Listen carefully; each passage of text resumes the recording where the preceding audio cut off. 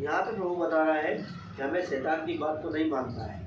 नीति वचन 1:10 में प्रभु बताता है, हे मेरे पुत्र, यदि पापी लोग तुझे फुसलाए तो उनकी बात ना मानना।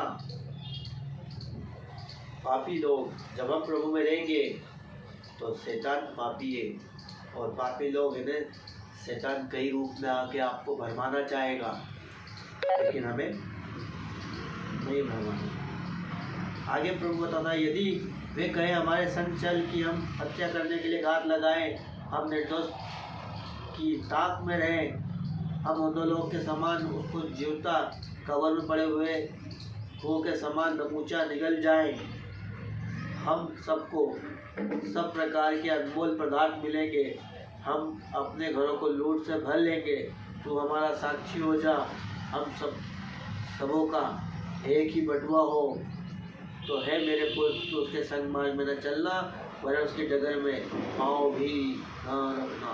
आमीन, हालेलुया। यहाँ पे क्या है कि शैतान इस रूप में आता है, लोगों के रूप में आता है और कहता चल जल्दी बैठ, फटाफट एक काम करके आते हैं, और उस काम में हो सकता है वो मर्डर करने जा रहा हो और आपको उसमें घसीट दें। तो यहाँ प्रभु कह रहे हैं कि नहीं, पापी लोगों की हमें संगति नहीं करनी है, और यदि वे लोग कहें कि हमारे संग चल तो हमें जाना भी नहीं है, पाँव भी नहीं रखना है, प्रभु मना कर रहा है।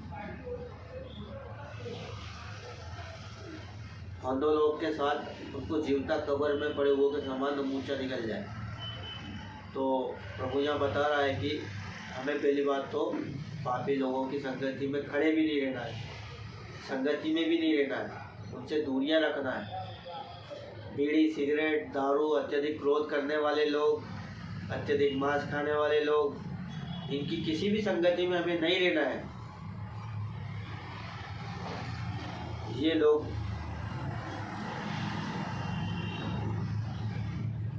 अब आगे बढ़ते हैं। हम सब प्रकार के अद्भुत पदार्थ मिलेंगे हम सबको। यहाँ पे वो लालच देगा शैतान, क्या देगा कि बहुत सारा पैसा मिलेगा, घर मिलेगा, टीवी मिलेगी, फ्रिज मिलेगा, ऐसी लालच देगा।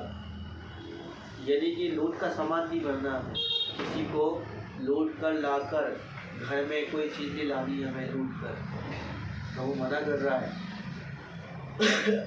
पहली बात तो हमें संगति में जाना ही नहीं है, तो लूट के लाने की बात तो बहुत दूर है।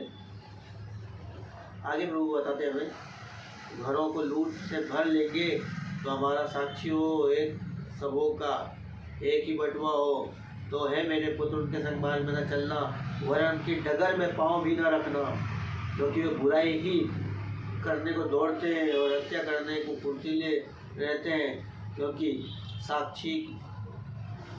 पक्षी के देखते हुए जाल फैलाना व्यर्थ है, और ये लोग तो अपनी ही हत्या करने के लिए घात लगाते हैं और अपने ही प्राणों की घात में रहते हैं। सब लालचियों की चाल एक जैसी होती है, उनका प्राण लालच के कारण नष्ट हो जाता है। यहाँ पे प्रभु बता रहे हैं, लालच बहुत बड़ा हथियार है शैतान का। लालच शैतान का बहुत बड़ा हथियार है, तो हमें लालच नहीं करना है। काहे के लालच नहीं करना है? देखो, सबसे पहले शैतान आपकी कमजोरियों को जानता है। आपकी कमजोरी क्या है? अगर आपकी कमजोरी पैसा है तो आपको पैसे का लालच देगा, और आपकी कमजोरी स्त्री है तो आपको स्त्री की लालच देगा, और आपकी कमजोरी मकान है तो आपको मकान की लालच देगा, और आपकी कमजोरी अगर आपका परिवार है तो वो परिवार को परेशान करेगा। तो शैतान आपकी कमजोरी को जानता है, इसीलिए वो उसी टॉपिक पे हमला करता है।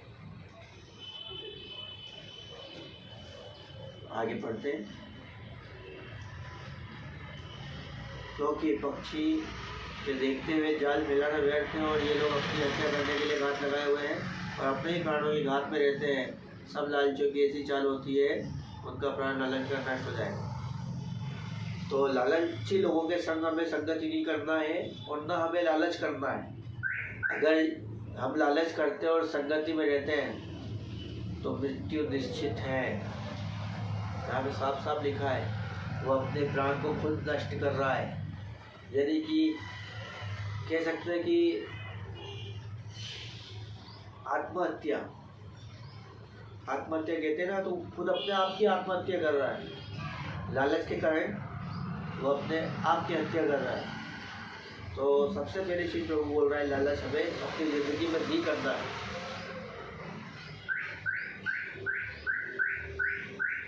बुद्धि सड़क में ऊंचे स्वर से बोलती है और चौकों में प्रचार करती है, बाजारों की भीड़ में पुकारती है और फाटकों के बीच में और